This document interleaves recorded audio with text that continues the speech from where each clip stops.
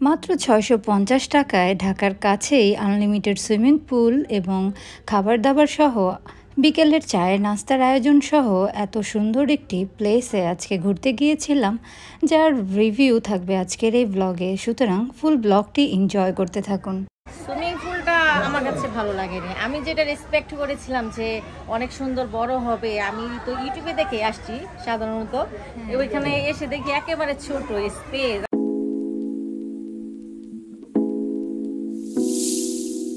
সবাইকে ওয়েলকাম জানাচ্ছি আমার আজকের এই নতুন ব্লগে। আশা করছি আপনারা সবাই অনেক বেশি ভালো আছেন, আর আমিও আপনাদের দোয়ায় আলহামদুলিল্লাহ অনেক ভালো আছি। সো খুবই ব্যস্ততার মধ্যে, রাশ ডের মধ্যে সময় কাটিয়ে তাড়াহুড়ো করে রেডি হয়ে বের হয়ে পড়লাম। আজকে প্ল্যান হয়েছে খুব সাডেন একটি প্ল্যান, যে ঢাকার কাছেই মেঘনার ওপারে একটি সুন্দর রিসোর্ট আছে যার নাম মেঘনা ভিলেজ হলিডে রিসোর্ট। আর যেহেতু এটা আমাদের বাসা থেকে খুব বেশি দূর না, আর আমরাও তাই চিন্তাভাবনা করে আজকেই বের হয়ে পড়লাম। যেহেতু আজকে একটি হলিডে, সরকারি ছুটির দিন, তাই আজকে সেখানে ভাবলাম যে একটু রাশ তো থাকবে, তবে তারপরেও ভেবে নিলাম যে না, আজকেই আমরা যাব, অন্য দিনে আর সবার যেহেতু এইটা ফ্যামিলি ট্রিপের মতো একটা ডে ট্যুর, সো সবার তো আর সময় টাইমিং মিলানোটা খুব বেশি টাফ হয়ে যায়। আর আজকে যেহেতু অনেকগুলো মেম্বার একসাথে যাচ্ছি, তাই মজাটাই আলাদা। একটু ভিড় হলেও আমরা অ্যাডজাস্ট করে নিব, সেই চিন্তাভাবনা করেই রওনা হয়ে পড়লাম। দেখতে দেখতেই কাঁচপুর ব্রিজে চলে আসলাম, আর কাঁচপুরের নিচের নদীটা ক্রস করছিলাম। এই নদীটার নাম আমি শিওর জানি না, আমি ছোটোবেলা থেকে শুনে এসেছি এটা Kanchpur bridge, Kanchpur bridge, so আমিও কাঁচপুর ব্রিজই বলি। আর এটা নিচের নদীটার কী নাম সেটা অবশ্যই আপনারা কমেন্ট করে আমাকে জানাবেন, কারণ আমি এখনও অনেক কিছুই জানি না। আপনাদের কাছ থেকে আমার অনেক কিছু শেখার আছে। যাই হোক, প্ল্যান মতো আমাদের আজকে সেখানকার প্ল্যান হচ্ছে, যেহেতু আমরা বের হতে হতেই প্রায় দুপুর 12টা বেজে গিয়েছিল, আমরা আর বাসায় লাঞ্চ করিনি। আর সেখানে যেহেতু তাদের একটি প্যাকেজ আছে যেখানে খাবার দাবার আর সুইমিং পুল, আর তাদের এই ব্যাপারটা আমার কাছে খুবই ভালো লেগেছে যে তাদের সুইমিং পুলে কোনো টাইমিং ধরা বাঁধা ছিল না। তাদের সুইমিং পুলে আনলিমিটেড টাইম আপনি এনজয় করতে পারবেন। আর সেখানে খাবার দাবার তো থাকছেই, আর খাবার দাবার তো ম্যাক্সিমাম সব রিসোর্টেই এরকম ডে ট্যুরের প্যাকেজ করে থাকে, তবে এই রিসোর্টের খরচটা একটু কম, আর খাবার দাবারও বেশ ভালোই লেগেছে আমার। তাদের বাঙালি খাবারটা মোটামুটি ভালোই ছিল চাইনিজের তুলনায়। যাই হোক, চাইনিজ এবং বাঙালি দুইটারই অপশন রেখেছে, সেটাই অনেক। আর এত কম টাকার মধ্যে আমরা আর কী বা পাবো। তাদের সব কিছুই আমার কাছে ভালো লেগেছে, কিছু কিছু ব্যাপার আমার কাছে ভালো লাগেনি, যা আমি সামনে গিয়েই রিসোর্টের ভিতরে গিয়েই আপনাদের কাছে বলে দিব। ইতিমধ্যেই অনেকগুলো রাস্তা পার হয়ে গিয়েছি, আর আমাদের এখান থেকে বাসার সামনে থেকে সেখানে যেতে শুধুমাত্র 35 মিনিটস লেগেছিল। তেমন কোনো ট্রাফিক ছিল না, আর এই রোডে এমনিতেও অনেক বেশি কখনোই ট্রাফিক থাকে না। থাকে ঈদ বা অন্য কোনো ওকেশনে, তখন এই রাস্তায় অনেক জ্যাম থাকে। যেহেতু এটা চিটাগাং, ঢাকা চিটাগাং হাইওয়ে, সো এখানে জ্যাম না থাকাটাই স্বাভাবিক, আর ওকেশনালের হিসাব তো অন্য। আমরা তারপরে আস্তে আস্তে করে মদনপুর, সোনারগাঁ এগুলো সব কিছুই ক্রস করে সামনের দিকে যাচ্ছিলাম। এখানে একটা অনেক সুন্দর বিল্ডিং আছে, যেটা আমার কাছে অনেক ভালো লেগেছিল এই পথে, আর আমি সেটাও শ্যুট করে নিলাম আপনাদের জন্য। যেটা আমার কাছে ভালো লাগে সেটা আপনাদের দেখাবো না তা কী করে হয়, এটা তো আমি সবসময়ই বলি। ইতিমধ্যে আমরা মেঘনা ব্রিজে উঠে গেছি, আর মেঘনা ব্রিজটা আমার দেখা মতে অনেক বড় ছিল। আমি লাস্ট যখন এসেছিলাম তখন আমি এই ব্রিজটা খেয়াল করিনি, আর মেঘনা ব্রিজটার সেদিন আমার ক্যামেরাতে অনেক সুন্দর লাগছিল নদীটা। মেঘনা নদীটা এমনিতেও অনেক বড়, আর সেখানে সেদিন ওয়েদার অনেক বেশি সুন্দর ছিল। ক্লাউডি একটা ওয়েদার ছিল, তারপরেও গরম ছিল মোটামুটি, তবে ওয়েদারটা খুবই কাম ছিল।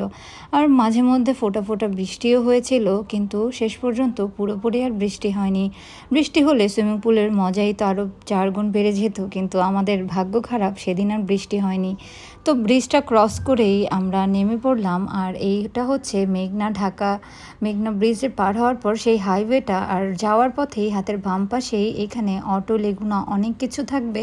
সেখান থেকে একটা অটো নিয়ে আমরা সরাসরি চলে যেতে পারবো মেঘনা ব্রিজে। আর না হলে আমরা ইয়েও করতে পারবো, ঠিক হেঁটেও যেতে পারবো। হেঁটে যেতেও 2 মিনিটের বেশি সময় লাগবে না, একদমই কাছে। আমি আর এখানে ফুল ভিডিওটাই আপনাদের দেখিয়ে দিলাম যে এখানে আমাদের মেন রোড থেকে সেখানে যেতে কত সময় লাগলো।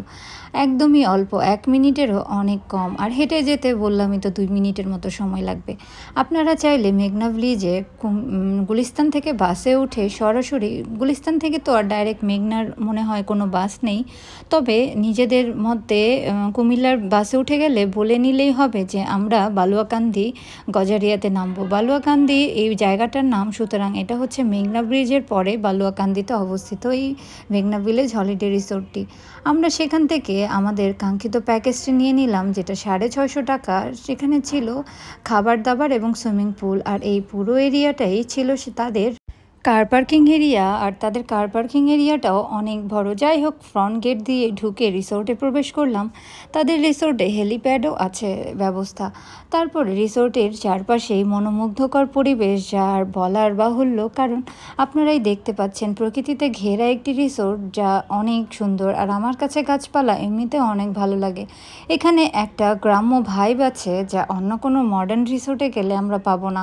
আর আমার কাছে এজন্যই বিষয়টা অনেক ভালো লাগে, কারণ আমি ছোটোবেলা থেকে কখনোই গ্রাম দেখিনি, আর গ্রামে বড়ও হইনি, আর আমাদের কোনো গ্রামও নেই। এর জন্য আমার কাছে এই টাইপের রিসোর্টগুলো খুবই ভালো লাগে। আমার গ্রামের কথাগুলো মনে পড়ে যায়, যে গ্রাম মিস করে বড় হয়েছি, সেটা বড় বিষয় না। এখানে এসে মাঝে মধ্যে অন্তত সেই স্পেসটা, গ্যাপটা ফিল হয়ে যাবে। অন্তত বলতে পারবো যে না, গ্রামেও ঘুরে এলাম কাছাকাছি ঢাকার মধ্যেই।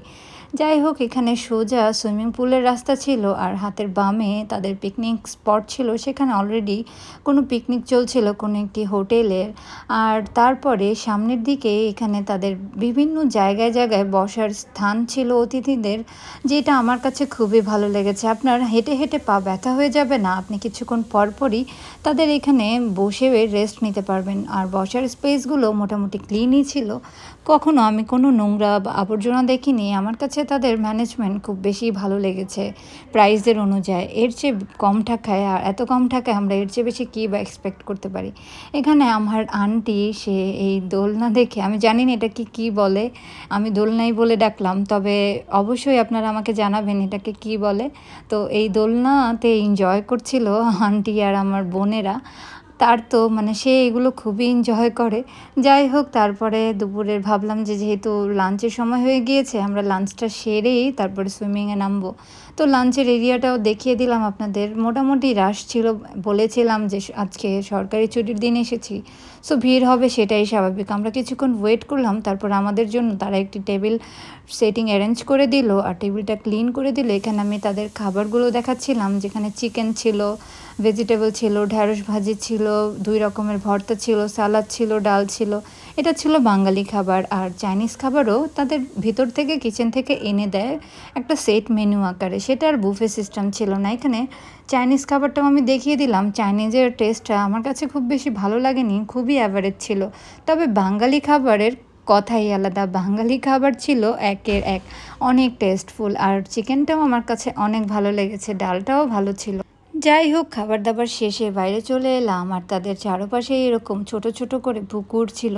এগুলোকে পুকুর বলে না খাল বলে আমি জানি না, আপনারা আমাকে কমেন্টে জানাবেন। আর তার উপরে ব্রিজ দিয়ে সামনে যাওয়ার পথ। আর এখন আমরা সুইমিং পুলের দিকে চলে এলাম। সুইমিং পুলের টোকেন দেখিয়ে সুইমিং পুলের ভিতরে ঢুকতেই আমার কাছে সুইমিং পুলটা তাদের মনে হয়েছে যে একটু নোংরা। আর আমি এমনিতেও সুইমিং পুলে নামতে আমার কাছে ভালো লাগে না, তাই আমি কখনোই সুইমিং পুলে নামি না। আজকে তো পাও ভিজাইনি, অন্যদিন তো যাও পাও ভিজাই, কিন্তু আজকে আমি কোনো ড্রেসও নিয়ে যাইনি, এই চিন্তাভাবনা করে যে আমি সুইমিং পুলে নামবো না। ওয়েদারটা ক্লাউডি, আগেও বলেছি। আর সুইমিং পুলে অনেকেই ছিল, অনেক কাপলসরাও এসেছিল, আর তাদের নোংরামি আমার কাছে একদমই ভালো লাগছিল না। আর বাকি জিনিস আর কি বলবো ভাই, দুনিয়ার অবস্থা এত খারাপ হয়ে গিয়েছে যে মানে কি বলবো, আর কিছু বলার নাই, আপনারাই বুঝে নেন। কিন্তু কিছুই করার নেই, এগুলো সব কিছু কিছুই টলারেট করতে হবে, যেহেতু এটা একটা পাবলিক প্লেস। আর এখানে আমি বা কী বলবো, আমি বললে তো আর সব কিছু চেঞ্জ হয়ে যাবে না। আমাদের ফ্যামিলি মেম্বারের মধ্যেও সবাই পুলে নামেনি, শুধুমাত্র বাচ্চারা, আমার ছোট বোনেরা নেমেছে, কারণ তারা তো সুইমিংয়ের জন্যই গিয়েছিল। আর তাদের একটা জিনিস আমার কাছে ভালো লাগেনি, চেঞ্জিং রুম থাকা সত্ত্বেও সবাই পুরুষ এবং ম্যাক্সিমাম পুরুষরাই বাইরেই চেঞ্জ করে ফেলছিল, অন্তত তারা শাওয়ারটাও নিচ্ছিল না। এই ব্যাপারগুলো আমার কাছে খুবই আনহাইজেনিক লেগেছে। যাই হোক, সুইমিং পুলে আর আমরা বেশিক্ষণ ওয়েট করিনি, কারণ তাদের ওখানকার কোনো কিছু আমার কাছে ভালো লাগছিল না। বাইরে এসে আমি একটু ঝুললাম আমার খালার সাথে, তারপরে বিকেল হয়ে গেল ইতিমধ্যেই। আর বিকেলে তারা আমাদের চা প্রোভাইড করলো। আর আমার আন্টি শুধু চা খেতে পারে না, তার চায়ের সাথে অবশ্যই স্ন্যাক্স লাগবে, বিস্কিট বা যে কোনো কিছু। এর জন্য সে সামনের স্টল থেকেই বিস্কিট নিয়ে আসছে। আর বিস্কিটের জন্য তাদের এখানে দোকান ছিল, চা কফি এগুলো সব কিছু এক্সট্রাভাবেও পাওয়া যায়, তবে এটা আমাদের কমপ্লিমেন্টারি ছিল। আমি চায়ের সাথে চাটা শুরুতেই নিয়ে চায়ের সাথে বিস্কিট ভিজিয়ে চা খাচ্ছিলাম। আর তারপরে আমার আন্টিকে জিজ্ঞেস করলাম আজকের ব্যাপারে। এখানে এসে কেমন লাগলো? এখানে এসে ভালোই লেগেছে। আর এদের সার্ভিসটা কেমন? মেঘনা ভিলেজের সার্ভিসটা ভালোই। এখানে ওই যে প্যাকেজটা নেয় টাকা 650 টাকা, ওটার মধ্যে সব কিছুই ভালো পড়েছে। খাবারের ইয়েটাও ভালো। চাইনিজ থেকে আমার মনে হয় বাংলা খাবারটাই বেটার। হ্যাঁ, বাংলাটাই মনে হয়েছে। খাবারের ভ্যারাইটি অনেক বেশি ছিল। বাংলা আলু ভর্তা দিয়েছে, ডাল ভর্তা, এক পদের সবজি ভাজি, ভেন্ডি ভাজি, আবার চিকেন, যে কোনো একটা পিস অনলি, যে কোনো একটা পিস তো বড়ই ছিল, সাইজ বড় ছিল, লেগ পিসও বড় ছিল। আর ওভারঅল সুইমিং পুল করে ভালো ছিল। হ্যাঁ, আবার বিকেলের জন্য আবার চায়ের ব্যবস্থা। পুলটা কেমন লাগলো ওনাদের? সুইমিং পুলটা আমার কাছে ভালো লাগেনি। আমি যেটা রেসপেক্ট করেছিলাম যে অনেক সুন্দর বড় হবে, আমি তো ইউটিউবে দেখে আসছি সাধারণত, ওইখানে এসে দেখি একেবারে ছোট, মন ভেঙে গেছে। না, এতটাও ছোট না, তবে মনে হয়েছে যে বেশি পুরনো হয়ে গেছে। প্লাস আর আমরা যে সময়টা আসছি অনেকে গোসল টোসল করেছে, পানিটা একটুখানি ডার্টি নোংরা হয়ে গেছে, এই কারণে একটু প্রবলেমটা হয়ে গেছে। ওভারঅল তাদের সার্ভিসে আপনি তাদের 10 থেকে কত দিবেন? না, আমি যে তেমন বলবো যে খারাপ তা না, আমি 7 দিতে পারি, কারণ খাবার টাবার সবই ভালো। আমার কাছে শুধুমাত্র তাদের খাবারটাই ভালো লেগেছে। হ্যাঁ, খাবারটা ভালো, আর কিছু না। আচ্ছা, ঠিক আছে, থ্যাংক ইউ আপনাকে। আচ্ছা, ঠিক আছে। আন্টির কাছ থেকে তার ইন্টারভিউ নিয়েই আমরা কিছুক্ষণ ঘোরাঘুরি না, ওখানেই বসেছিলাম, বসে কথাবার্তা বলে আবার বাড়ির উদ্দেশ্যে রওনা দিয়ে দিলাম। বাড়িতে ফিরতে ফিরতে রাত হয়ে গিয়েছিল, আর অলরেডি আমরা সন্ধ্যায় বের হয়েছিলাম মেঘনা সেতু ক্রস করে। তারপরে বাসায় আসতে আসতে তো একদম রাত। আম্মু শর্টকাট করে আম্মুর হাতের স্পেশাল তেহারি রান্না করলো রাত্রে। আর আমি তেহারির রেসিপিটা শ্যুট করতে একদম ভুলে গেছি ক্লান্ত থাকার কারণে। আমি এসে শাওয়ার নিয়ে একদমই বিছানায় পড়ে গিয়েছিলাম। আম্মু তো কষ্ট করে রান্না করলো আম্মুর পছন্দের তেহারি। এটা আমার অনেক বেশি পছন্দ, আর আম্মুর হাতেরটা তো কথাই নেই। আম্মু বেস্ট তেহারি রান্না করে। আর তারপরে রাতের বেলা তেহারি খেতে খেতেই আজকের এই ব্লগটা আমি এখানেই শেষ করছি। আপনাদের কাছে আমার ভিডিওগুলো কেমন লাগে অবশ্যই কমেন্ট করে জানাবেন। আর আমার কোনো ভুল ত্রুটি থাকলে অবশ্যই আমাকে ক্ষমা দৃষ্টিতে দেখবেন। আমার চ্যানেলটিকে সাবস্ক্রাইব করে আমাকে সাপোর্ট করতে একদমই ভুলবেন না। Thank you for watching.